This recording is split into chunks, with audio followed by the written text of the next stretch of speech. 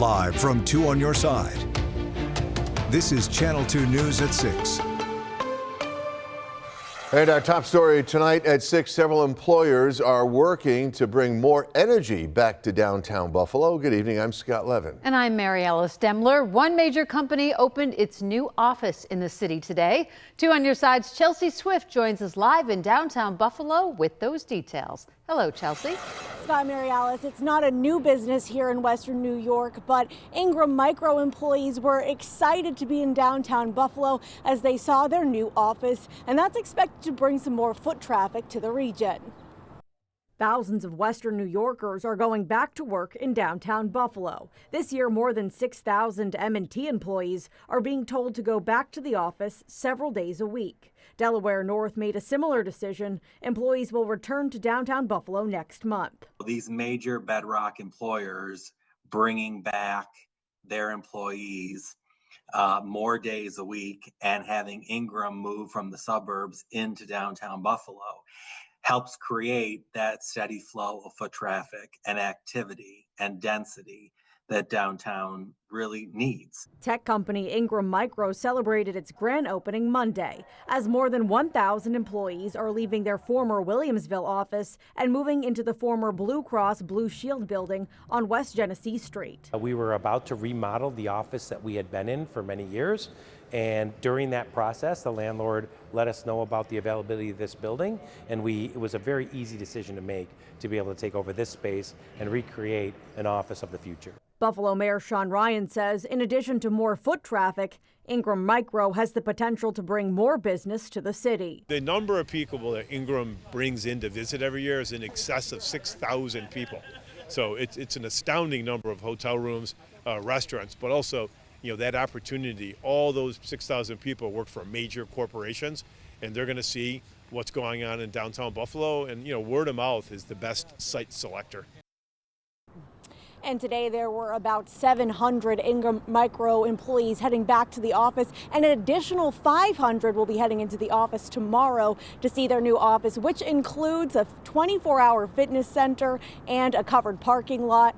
The vice president that we heard from earlier says that part of the reason they did this was also for the amenities for those employees. On your side in Buffalo, Chelsea Swift, Channel 2 News. Sounds like pretty nice digs. Thank you, Chelsea. Well, AAA says regular gasoline is holding steady around $4.13 a gallon, but oil prices are top of mind as the U.S. put on a blockade of Iranian ports today. Crude prices are fluctuating around $100 a barrel. You can see New York State is right in line with the national average, while Erie County is a few cents above. U.S. Central Command says vessels are still able to cross the Strait of Hormuz if they're going between non-Iranian ports. Experts say the blockade could cost Iran money, but also could further strain global energy markets. 2 on your side spoke with a local professor, and he explained what could happen if the conflict continues on. The sooner the conflict ends, the better. If it continues on, you could see maybe a barrel of oil up to $150, maybe in 2-3 weeks. Again, if we see some major conflict that happens there. That happens, then now you're talking $5.30 for a gallon of gas, and that's very worrisome because then you're talking about stagflation, where potentially we could see unemployment grow up and then prices go up, and then that is something we don't want to see. The last time we saw something like that was in the 70s. NBC Nightly News with Tom Yamas will have much more on the blockade in the Strait of Hormuz coming up at the bottom of the hour right here on Channel 2. Well, we now know which streets in Buffalo are expected to be paved this year. Mayor Sean Ryan made that announcement this afternoon.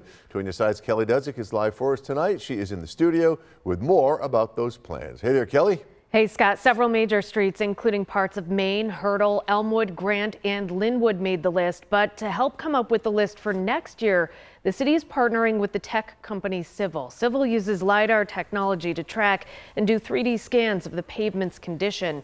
It's mounted on cars and a push cart. This will cost around $400,000 for this year and is mostly covered by a federal grant based on making the sidewalks in Buffalo ADA compliant as part of the Safe Streets program. The 2027 street paving list will use the information collected by Civil this summer. We've built a really leading algorithm for pavement condition assessments. It's based on civil engineering standards. It's a standard called ASTM D6433, and we've had probably thousands of feedback from data points of asphalt experts that feed this algorithm. We will still work with the city so they could do their own review of the data after we've done the first pass, but making it much more efficient to provide those scores. The city's hoping to have the paving data in the next 4 to 6 weeks, but the sidewalks are expected to take longer because the scanning equipment has to be pushed by hand. You can check out the complete list of roads scheduled to be resurfaced this year with my story online. On your side, Kelly Dudzik, Channel 2 News. Kelly, thank you. It has been dry after a rainy morning. And it's going to be rinse and repeat because more of the same is coming. Channel 2's meteorologist Dan Russell is here with what you need to know to start the week.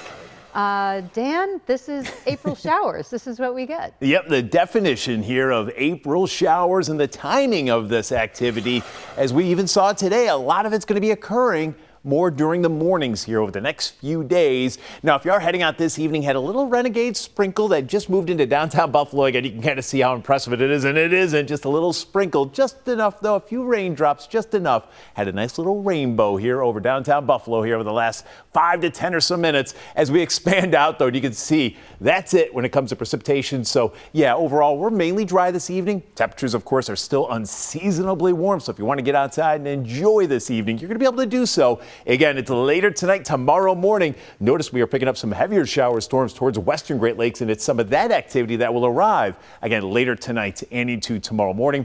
Look at the temperatures. Even right now, it is still 69 degrees in Niagara Falls. It is still 70 right now in Angola, 70 in Jamestown. The coolest spot right here in downtown Buffalo, and that's because we're downwind of the lake, and that cooler air, because we still have some ice, yes, still some ice out on Lake Erie, certainly has a bit of a cooling influence in around downtown.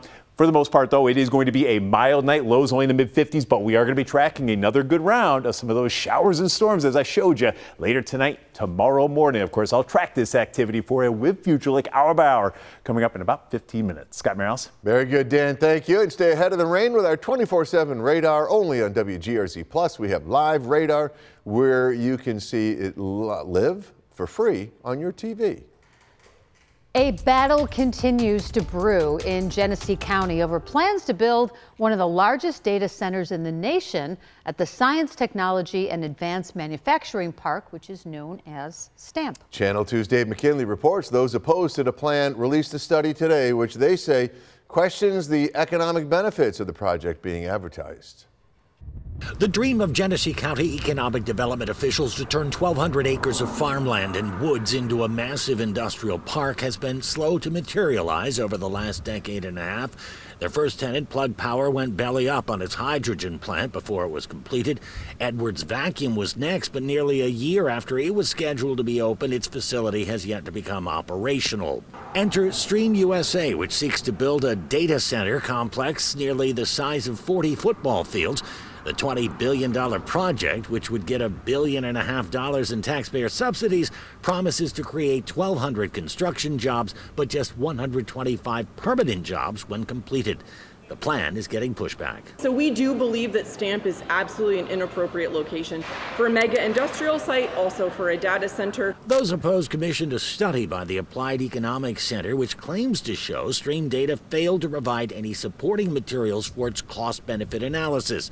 But already Genesee County development officials have issued statements branding that study as flawed and intentionally skewed. All they have to say is don't listen to the hype. That leads me to distrust these people even further. Some feel there are numerous brownfields which already exist in western New York, which would be better places to build something like this. They could easily put it in like Lackawanna or wherever the Buffalo steel mills were.